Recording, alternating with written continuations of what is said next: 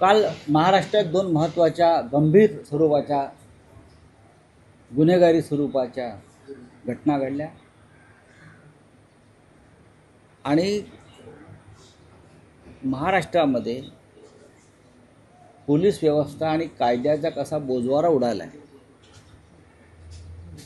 भय कसं नष्ट झालं आहे कायद्याविषयी आणि कशी अनागोंदी माजलेली आहे हे स्पष्ट झालं.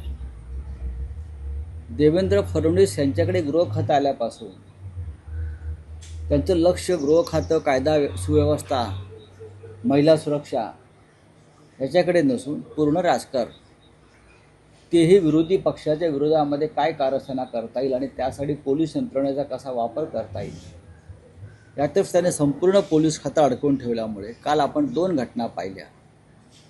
फलटणमध्ये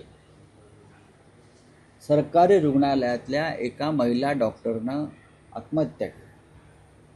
तिला आत्महत्या करावी लागली, तिला आत्महत्येस प्रवृत्त केलं आणि ते करणारे गुन्हेगार जे आहे ते पोलीस खात्यातले. दुसरी घटना मुंबईच्या रस्त्यावर घडली. एका मुलीवर, युवतीवर सपासप वार करून तिची हत्या केली. ठीक आहे, हल्लेखोराने आत्महत्या केली हा पुढला प्रश्न, पण मुंबईच्या रस्त्यावर सपासप वार करून एका मुलीची हत्या झाली. अशा घटना महाराष्ट्राच्या कानाकोपऱ्यामध्ये सातत्यानं घडताना दिसत आहेत. सातत्यानं मधल्या काळामध्ये वसईत घडल्या, मराठवाड्यात घडल्या आणि अत्यंत असंवेदनशील पद्धतीनं गृहखात्याचा कारभार सुरू आहे. गृहखातं काय करत आहे? विरोधकांवर पाळत ठेवणं, विरोधकांचे फोन टॅप करणं, पोलिसांना विरोधकांच्या मागे लावणं.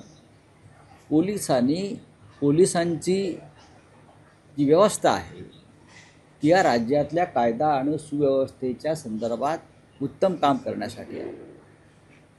पण पोलीस हे आमच्या पक्षाचे चाकर आणि नोकर आहेत अशा पद्धतीनं त्यांना राबवलं जात असेल तर फलटण आणि मुंबईसारख्या दुर्घटना सतत घडत राहतील.